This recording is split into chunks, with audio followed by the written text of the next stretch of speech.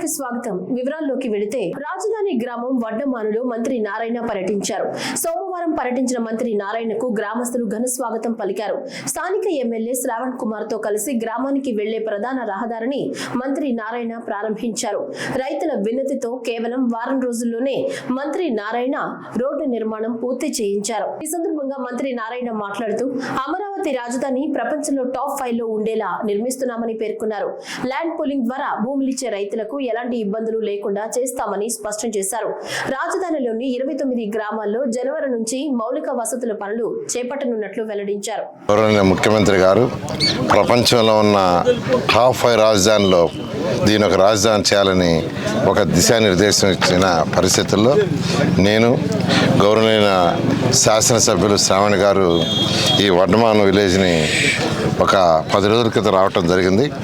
రైతు సోదరులతో వాళ్ళందరితో కూర్చొని అనేక విషయాలు యాక్చువల్గా డిస్కస్ చేయడం జరిగింది ల్యాండ్ పూలింగ్ మీద.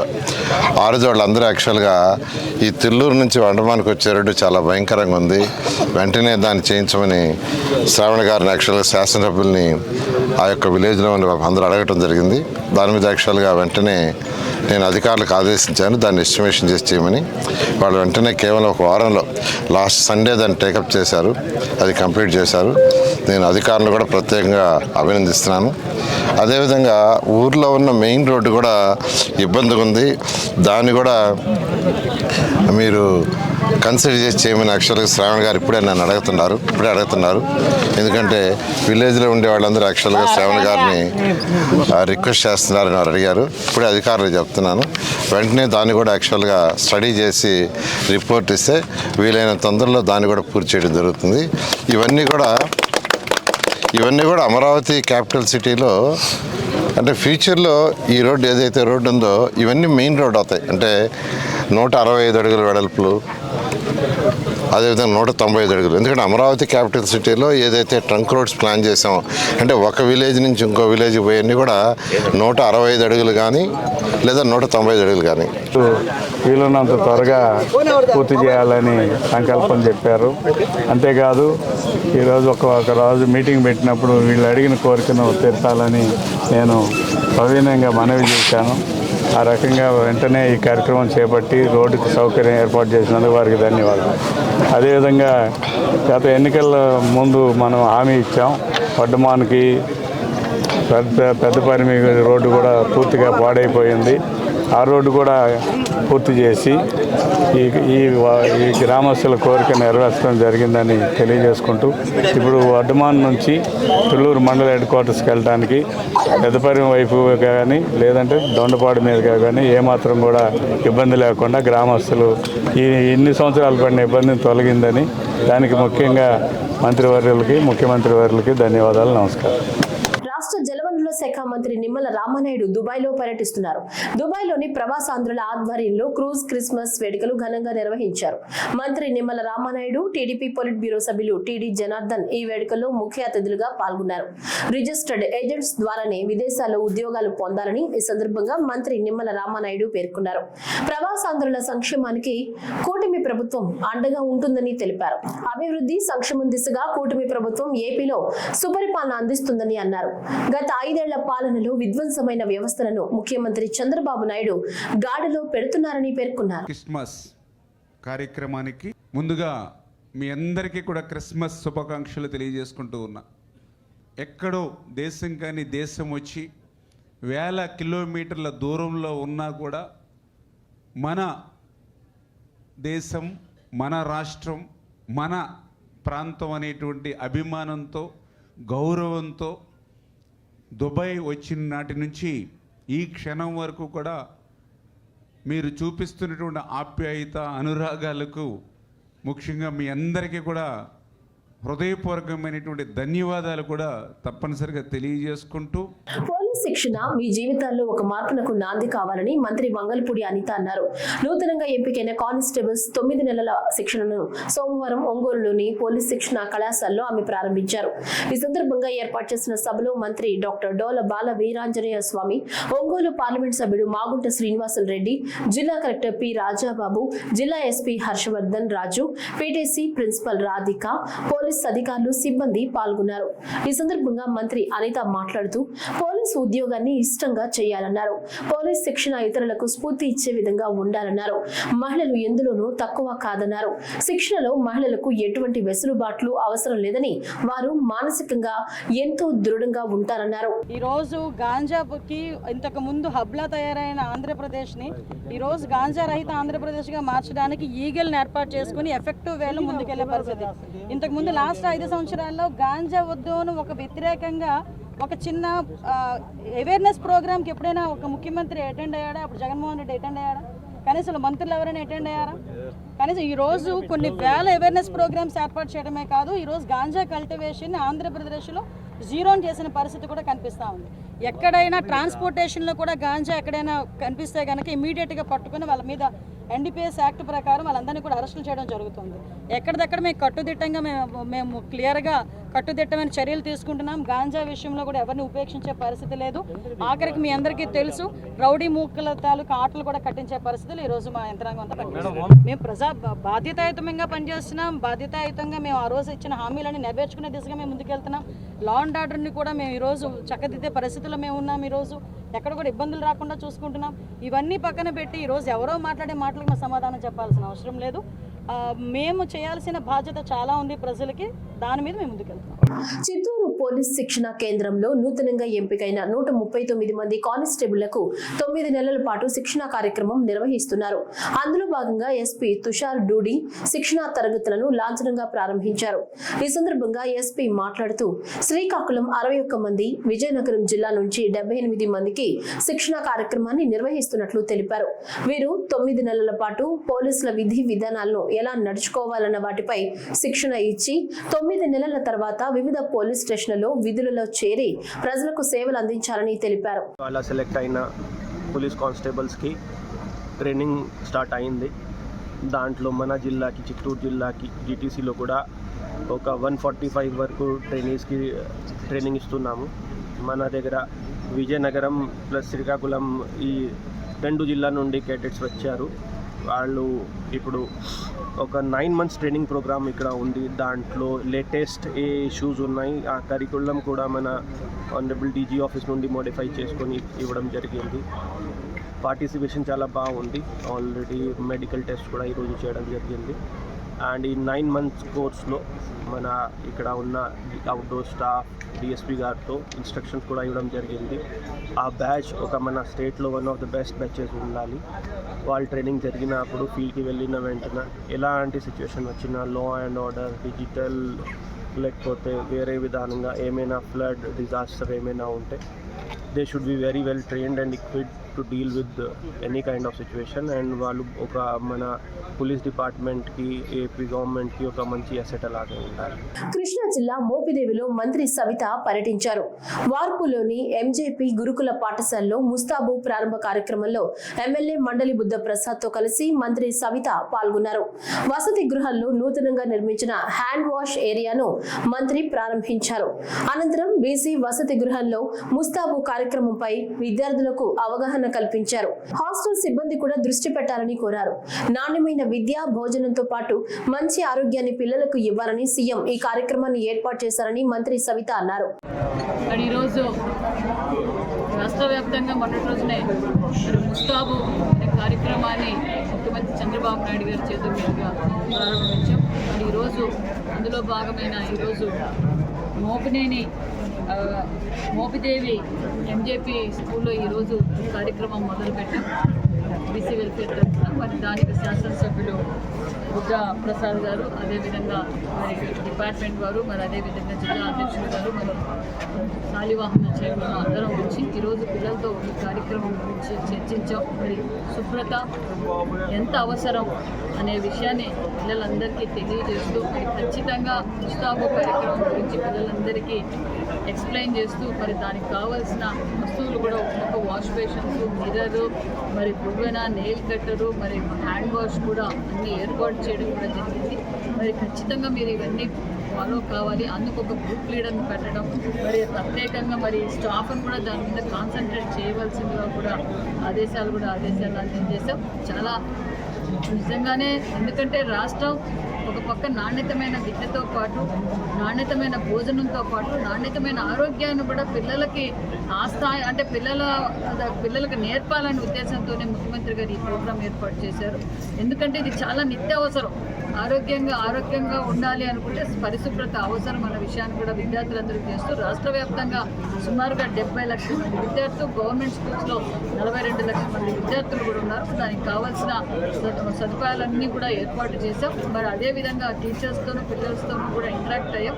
మరి గతంలో ఎలా ఉంది బీసీ హాస్టల్స్, బీసీ గురుకుల హాస్టల్స్ పరిస్థితి ఏంటో కూడా మనందరికీ తెలుసు. ఇప్పుడు బీసీ హాస్టల్స్ కావచ్చు, బీసీ గురుకుల పాఠశాలలు కావచ్చు, మరి వారి సమస్యలు అన్ని ఒక్కొక్కటిగా పరిష్కారం చేసుకొస్తూ, అంతేకాకుండా మొన్నటి రోజున మెగా పేరెంట్స్ మీటింగ్ పెట్టాం, మళ్ళా యోగాంధ్ర పెట్టాం, మళ్ళీ ఒక పక్క మాస్క్ అసెంబ్లీ కూడా ఏర్పాటు చేసి నాణ్యతమైన విద్య వారికి కావాల్సిన మరి కిట్ కావచ్చు, సర్వేపల్లి రాధాకృష్ణ గారి పేరు మీద ఒక కిట్ కూడా అందజేశాం. రాష్ట్రం అన్ని రంగాల్లో అభివృద్ధి సాధించాలని తిరుమల శ్రీవారిని ప్రార్థించినట్లు రాష్ట్ర విద్యుత్ శాఖ మంత్రి గొట్టిపాటి రవికుమార్ తెలిపారు. తిరుమల శ్రీవారిని మంత్రి దర్శించుకున్నారు. దర్శనానంతరం ఆలయంలోని రంగనాయకుల మండపంలో వేద పండితులు ఆశీర్వచనం పలుకుగా అధికారులు తీర్థ ప్రసాదాలు అందజేసి శేష వస్త్రంతో సత్కరించారు. और आपत्तिजनक रील बनाकर सोशल मीडिया पर पोस्ट करना वर्जित है। उल्लंघन करने वालों के विरुद्ध कानूनी कार्रवाई की जाएगी।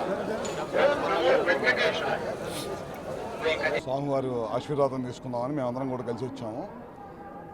ప్రభుత్వ అధికారంలోకి వచ్చిన తర్వాత అన్ని పథకాలు ప్రజలకు అందుతున్నాయి. ఇంకా అభివృద్ధి జరగాలి, బాగా జరగాలి, ప్రజలు బాగుండాలి, పంటలు బాగా రావాలి, అన్నీ బాగుండాలని చెప్పి స్వామివారికి దర్శనం చేసుకొని వెళ్తున్నాం. తిరుపతి జిల్లాలో ఈ రోజు పలు అభివృద్ధి కార్యక్రమాలను ప్రారంభించారు విద్యుత్ శాఖ మంత్రి గొట్టిపాటి రవికుమార్. పాకాల మండలం మొగరాలలో 4 కోట్ల రూపాయలతో నూతనంగా నిర్మించిన విద్యుత్ సబ్ స్టేషన్ ను మంత్రి ప్రారంభించారు. అలాగే కృష్ణాపురం గ్రామంలో 51 మంది నిరుపేదలకు ఇళ్ల పట్టాలను మంత్రి అందజేశారు. అనంతరం ఎన్టీఆర్ విగ్రహానికి పుష్పాంజలి ఘటించారు. ఈ సందర్భంగా మాట్లాడుతూ గ్రామీణ ప్రాంతాల్లో పూర్తి స్థాయి విద్యుత్ సరఫరాను అందిస్తామని, కేంద్ర రాష్ట్ర ప్రభుత్వాలు నిరుపేదలకు ఇళ్ల స్థలాలను అందజేస్తోందన్నారు.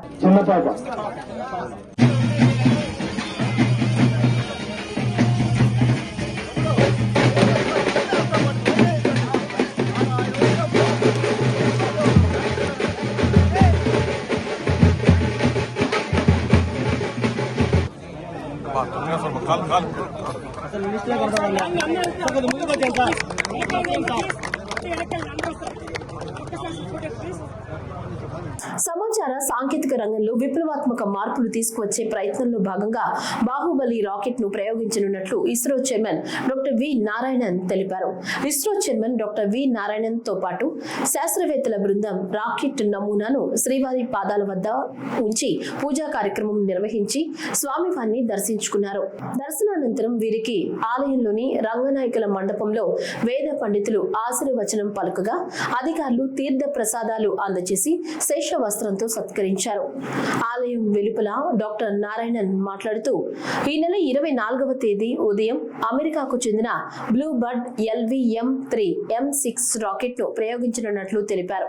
On 24th December morning, we have targeted the launch of Blue Bird 2 satellite using our Bahubali rocket LVM-3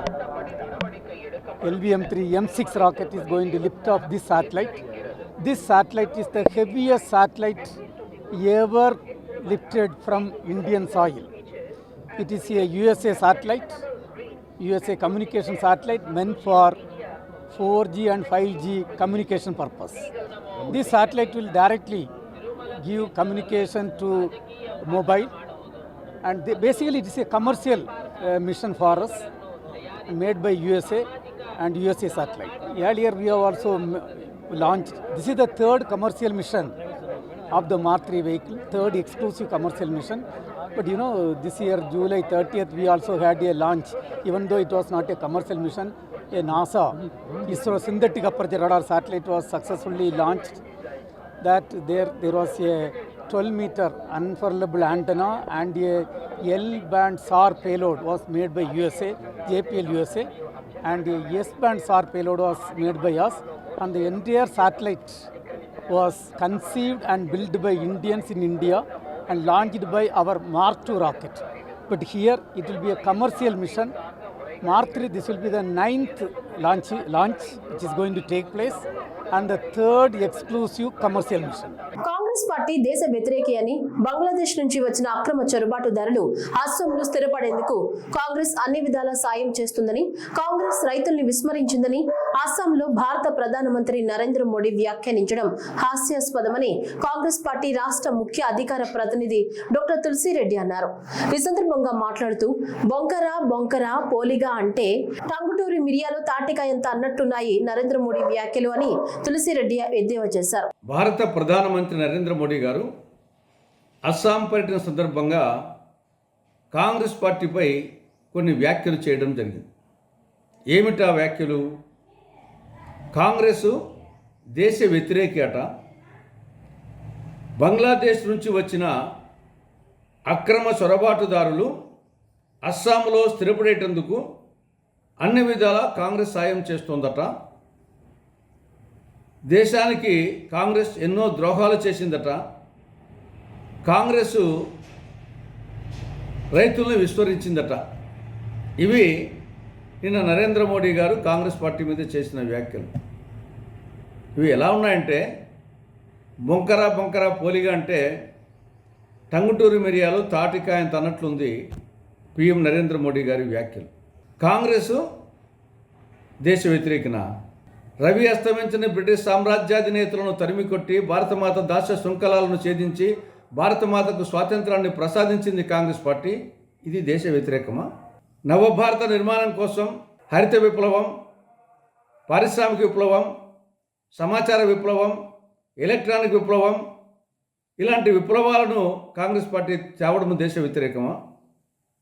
IIT, IIM, AIIMS, DRDO, ISRO, LIC లాంటి ప్రతిష్టాత్మక సంస్థలను నెలకొల్పడము దేశ వ్యతిరేకమా?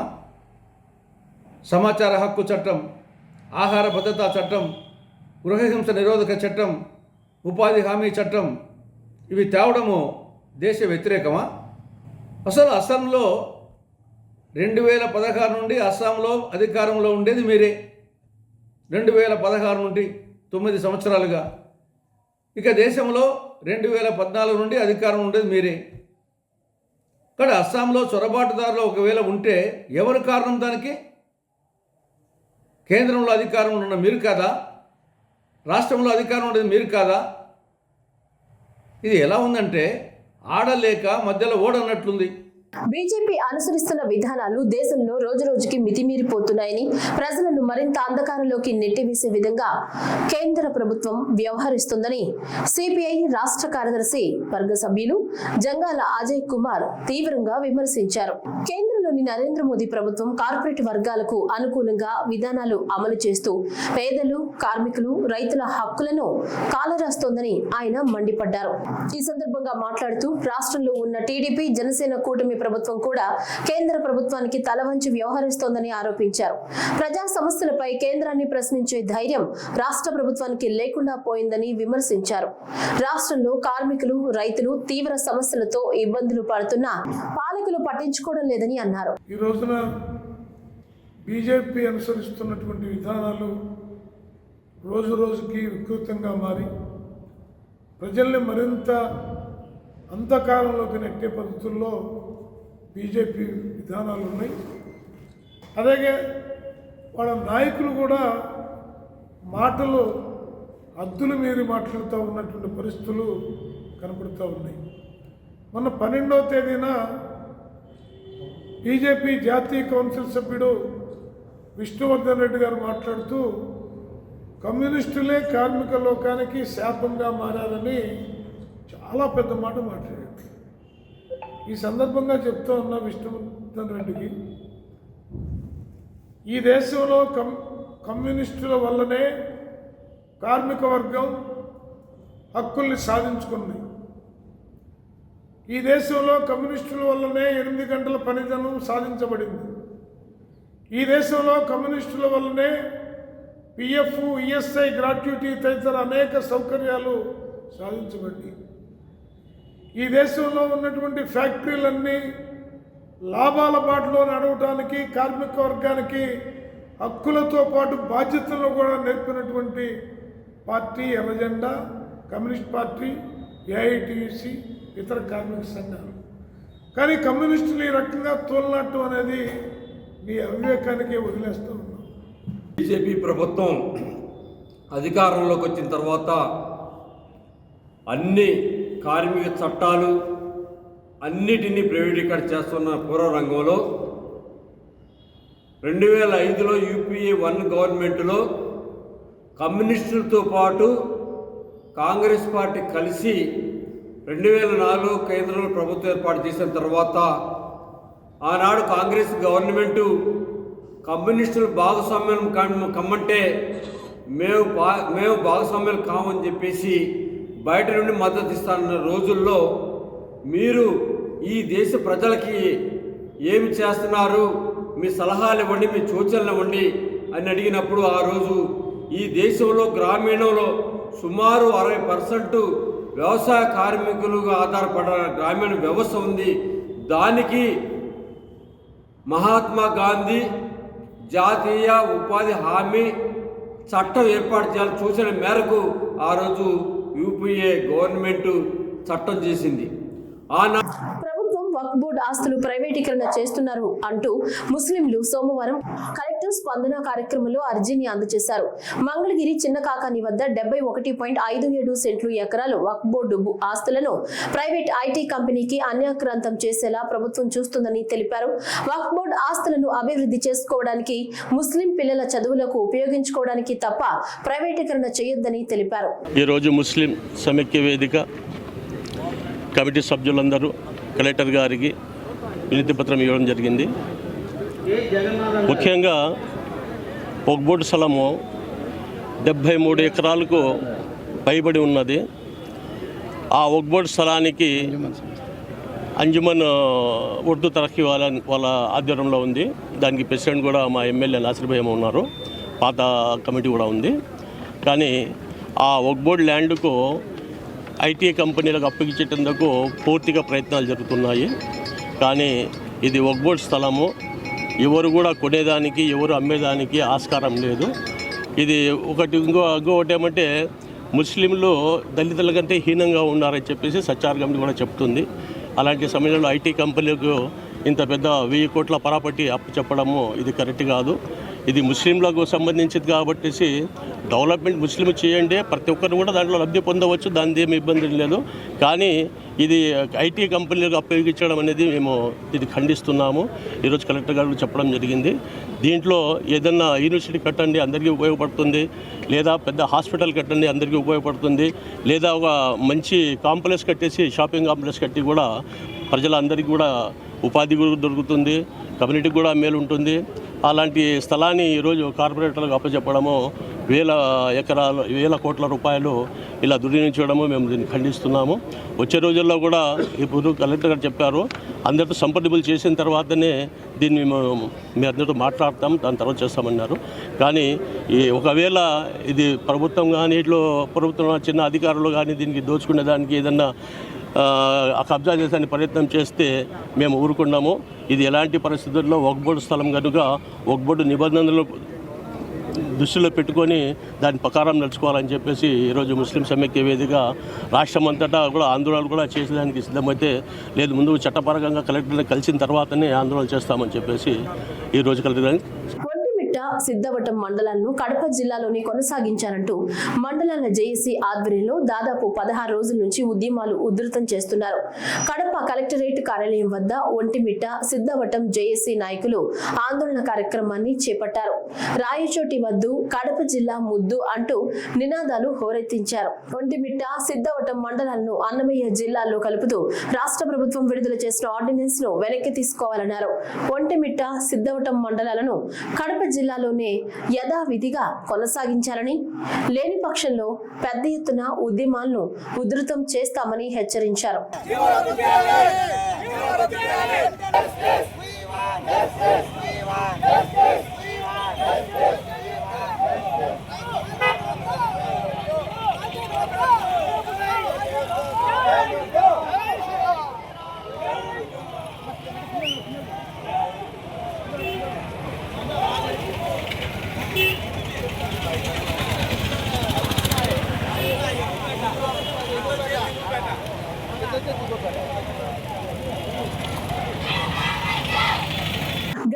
శాస్త్రవేత్త పితామహుడు శ్రీనివాస రామానుజన్ జయంతిని పురస్కరించుకుని తిరుపతి జిల్లా శ్రీకాళహస్తిలోని ఎస్ఎస్బి మున్సిపల్ హై స్కూల్లో జాతీయ గణిత దినోత్సవ వేడుకలు నిర్వహించారు.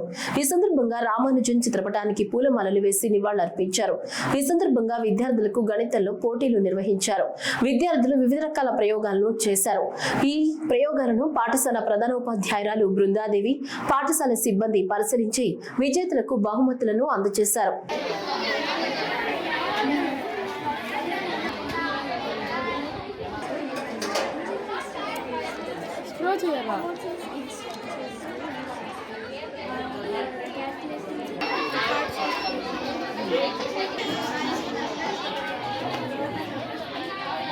సో గణిత దినోత్సవం అనేది భారతదేశం మొత్తం మీదుగా ఈరోజు చాలా ఘనంగా జరుపుకుంటారు. భారతదేశంలో ఇంపార్టెంట్ ఫెస్టివల్ లాంటిదే ఈ గణిత దినోత్సవం. ఎందుకు అంటే ఈ దేశంలో ఎంతోమంది గణిత మేధావులను అందించారు ఈ దేశం నుంచి. అలాంటి గణిత మేధావులలో చెప్పుకోదగ్గ వాళ్ళలో చాలామంది ఉన్నా. ఈరోజు మన ప్రముఖుడు శ్రీనివాస రామానుజన్ అయ్యంగారి గురించి మనం మాట్లాడుకోవాలా. అతి చిన్న వయసులోనే ఎన్నో సాధనలు చేసి ప్రపంచ ప్రఖ్యాత గణిత శాస్త్రవేత్తల్లో ఉత్తముడుగా నిలబడినటువంటి వ్యక్తి. సో ఇతను మన భారతదేశంలో తమిళనాడు రాష్ట్రంలో ఈరోడ్ అనే గ్రామంలో 1887 డిసెంబర్ 22న జన్మించారు. ఇతను గణితాన్ని స్వయంగా నేర్చుకున్నారు. ఏ ఉపాధ్యాయుల దగ్గర కూర్చొని ఎక్సర్సైజ్ చేసి తెలివైన వాడుగా తయారు కాలేదు. స్వీయ హోంవర్క్ చేసి గణిత మేధావి అనిపించుకున్నారు. ఇతను 8వ క్లాస్ చదివేటప్పుడే త్రికోణమితిలోని ఆయిలర్ సూత్రానికి షార్ట్ కట్స్ అందించినటువంటి మేధావి. సో అతని యొక్క జీవితం, ఆయన యొక్క బాల్యమంతా కూడా గణితంతోనే గడిపాడు. కాబట్టి ఈరోజు మనం అతని యొక్క జన్మదినాన్ని పురస్కరించుకొని నేషనల్ మ్యాథమెటిక్స్ డేగా సెలబ్రేట్ చేసుకుంటున్నాము. తిరుపతి జిల్లా షార్ నుంచి రాకెట్ ప్రయోగాలు చేపట్టే క్రమంలో ఇస్రో చైర్మన్లు చెంగాళమ్మను దర్శించుకుని పూజలు నిర్వహించడం ఆనవాయితీ. ఈ క్రమంలో ఈ నెల 24వ తేదీన ప్రయోగించనున్న LVM-03 M6 రాకెట్ ప్రయోగం విజయవంతం కావాలని ఇస్రో చైర్మన్ డాక్టర్ నారాయణ పూజలు నిర్వహించారు. ఆలయానికి విచ్చేసిన ఇస్రో చైర్మన్ కు వేద పండితులు మంత్రోచ్చరణ నడుమ ఘన స్వాగతం పలికారు. అమ్మనికి విశేష పూజలు నిర్వహించేసి వేద పండితుల ఆశీర్వచనాలు అందజేసి సత్కరించారు. ఈ సందర్భంగా మాట్లాడుతూ ఈ ప్రయోగం ద్వారా అమెరికాకు చెందిన బ్లూబర్డ్ ఉపగ్రహాన్ని నింగిలోకి పంపనున్నట్లు తెలిపారు. December morning 8:59 AM in ISRO we have targeted the launch of the Bluebird 2 satellite, a communication satellite made by USA using our Bahubali rocket LVM-3 M6. Purely on commercial basis, this launch is going to take place under the guidance and visionary leadership of Honorable Prime Minister of India, Sri Narendra Modi ji. This is the 9th LVM-3 launcher what is going to take off from Sriharikota, and the 8th launch was done on 2nd November. Till now, all the 8 launches were successful missions, and we are fully confident and 100% confident this mission will be a very perfect mission. You all know, in the year 1963, November 21st, we had a tiny rocket launch from Indian soil, marking the first milestone of Indian space program. That tiny rocket was given by the USA, and for that the payload came from the France, and with that humble beginning we have come. But today we have reached a stature. The Indian space program, under the able guidance and visionary leadership of our Honorable Prime Minister Narendra Modi ji, has reached a stature in which we are going to lift off the heaviest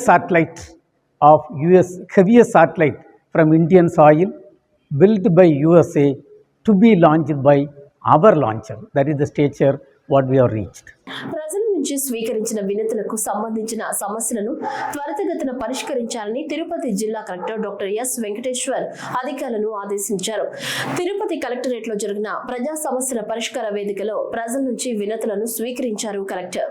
ప్రజల నుంచి స్వీకరించిన వినతులకు సంబంధించిన వివరాలను online లో నమోదు చేయాలని collector ఆదేశించారు.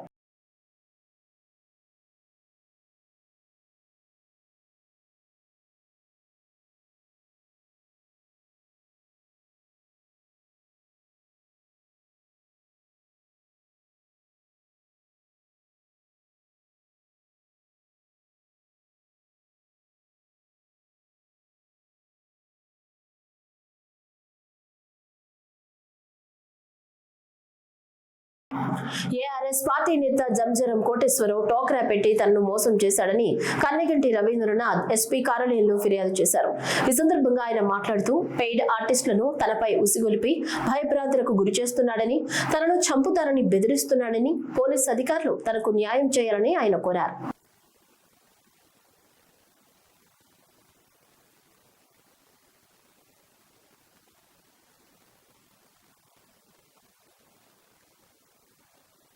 ఈ వార్తలు ఇంతటితో సమాప్తం. నమస్కారం.